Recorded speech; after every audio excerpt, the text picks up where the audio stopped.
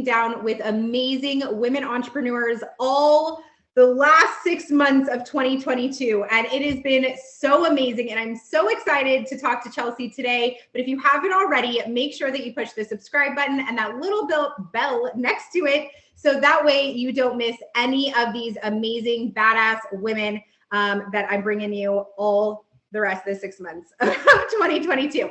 Hey, Chelsea, how are you? Hi, good. How are you? I'm doing really well. I'm so excited to be sitting down with you today and kind of finding out more. I've known you for now 7 years, which is insane. That is crazy. Like 7 years. But I've known you for 7 years and been able to network with you and learn so much from you on so many different levels. So I'm excited to kind of pick your brain a little bit and find out just more of your background today. Where did you kind of start in the entrepreneurship world? Like, did it find you? Did you find it? Like, what was kind of your background there? Yeah, I feel like I was kind of born into it. Like both of my parents own their own businesses. So from the time that I was born, I was kind of surrounded by it and kind of always just thought that was borderline normal and that it was just a thing that, like, everyone that was motivated, like, why wouldn't anyone want to own their own business? So it's kind of something like from the get-go, I had in the back of my mind that I wanted to be a business owner because that was the example I saw from my parents growing up. They all just worked so hard. They had that freedom that I really appreciated and admired when I was younger. Oh my gosh, that's incredible. I'm doing that for my children as well. So like, I absolutely love that idea that women, number one, can do that and show that to their children, but also that's how your parents raised you. That's awesome. Yeah. And I never saw that 9 to 5. Like my dad, when my mom owned her own boat cleaning business, she was one of the first female boat captains on the West Coast back in the day.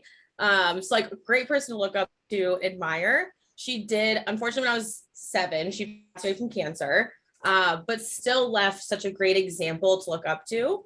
And after that, my dad moved his business home. So like, I always saw him working. There was never this like 9 to 5. It never stopped. So it was always normal for me to like put everything you have into your business and it'll give back to you that much more.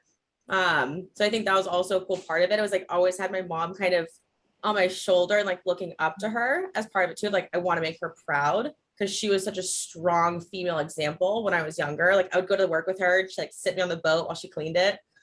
So it was really fun. That's awesome. Is that why you love the outdoors so much? Yeah, definitely. She was such an outdoors person, like whether it was on the boats or out like in the country, she'd go like rattlesnake hunting. Like she was fearless, absolutely fearless. So I definitely look up to that. Oh my gosh, it's so incredible. Wow. So I'm such a girly girl compared to her, but I'm still not that much of a girly girl. There you go. So what would you say is like your biggest challenge as an entrepreneur? Yeah, I mean, for me, I have a lot of ideas and I get very motivated, but I get very single track minded, if you will. And at the same time, I'm kind of lazy, so I don't follow through with everything. So I think a lot of times for me, it's taking it to that next step. Like I can get something going and I can get it going really well, but it's hard to kind of take it from doing well to doing great and like something that can really take off and be something big, if that makes sense. Totally. And you're not the first person that I've heard like as an entrepreneur that says that they're lazy because I am too, but it's really strategically lazy because I get so much stuff done. And then I'm like, all right, now I can just chill for a while. Yeah. Like, do I need to do this? Like, no, like the procrastination thing is also big, but it works in my favor because I can get things done under pressure. Oh, there you go. Yeah. I'm not the wait person. I like just get it done so that I can go do whatever I want done. I hate having things on my list of just like sitting there. I'm like, it like the worst. Me. Oh, I have another day. Solid. I'll get it done tomorrow. That's awesome. That's my son. 100%. Oh my gosh. Excuse me. So would you say that's like the only kind of challenge that you have really seen? Or, I mean, has this pandemic brought some different stuff your way? I mean, the pandemic changed everything for me, having like all retail clients and really being like solely involved in that. And they didn't really make a bounce back like a lot of the other like divisions and industries have. So I kind of did a complete, not 180, but a big shift after the pandemic and went from working solely for myself to partnering up with somebody else in a similar position and building something with her, which has been probably the best thing I've ever done. Hands down. Like I would not change anything for the world. Pandemic was horrible, but career-wise was the best thing that ever happened to me. I love that. And I think that a lot of women, number one, are really resourceful like that, of like, okay, I know where my strengths are and I know where your strengths are. Let's see where we can go together. But also, like, this pandemic was hard for, oh my gosh, everybody in some means. But also being able to shift, I think, is incredible, because so many businesses, and we see like that, had retail fronts or whatever shut down to never reopen. Yeah. And so it's incredible that you've been able to make that shift and be able to find, a new avenue to go into. And it's amazing too, because it was great being on my own and having, I worked with my sister, we had our thing, but now being with a bigger group of people, and we have one male intern, but otherwise it's all girls. Being with such a strong group of women that are so, like, there's no one will ever like not be there to help you. And like have that camaraderie and that partnership with people is amazing. Like, it's so nice to know that I have support and I have help and it's not all on me anymore. Like it's a huge relief, and I'm able to put so much more into my work and what I'm good at versus stressing about all these little things that like I could get done, but I'm not the best at, Yeah. What drives you? Like, as I know, like for me, travel is like my love language. I love to be able to travel so much, but that's also one of the reasons why I work as hard as I do, is so that I can travel with my family as much and as often as we want to. But what kind of drives you as an entrepreneur to work as hard? Very similar. I'm very free time motivated. Like, I love going out to our property in the desert that we have and just working on random little projects, or going camping.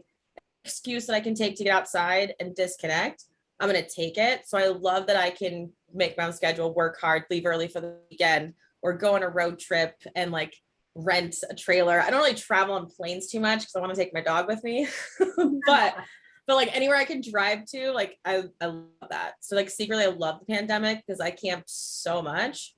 It was great. And then we're talking the last 6 months of 2022, which I cannot believe it already that we're here. It's insane.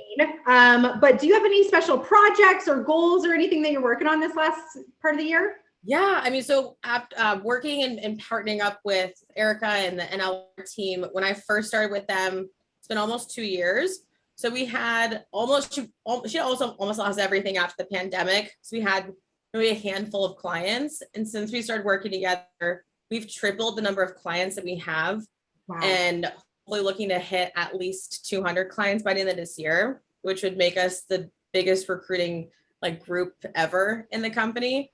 So I think having those goals and hitting that milestone is going to be huge. I'm so glad like I get to do it with her, because I've known her for so long. She's the one that initially hired me 11 years ago. So it's just cool. It's like come full circle and we've been able to do this together. 200 clients. Mm-hmm. We were at 50 when I started. We're at 145. We'll be at like 160 by the end of July. Talk about scaling. That's amazing. Yeah. And the opportunities too that, I've always been a big proponent of like giving people opportunity, but working with the team now, it's like really what it means to give people opportunity and to hire people on and train and develop them and kind of spread out the different, not wealth, if you will, but like spread out the opportunities available that are like in the company, specifically in this recruiting realm, if you will. So that's been really motivating to me, because it's kind of going back to like the mentor roots from where we first kind of met. Yeah. And giving people those opportunities to grow. So it's been really awesome to see our growth in turn mean other people's growth too. I love that. I absolutely love that. Well, Chelsea, thank you so much for making the time to talk to me today. I love hearing a little bit more about you on a whole different level. I didn't know any of that stuff. So that's so cool.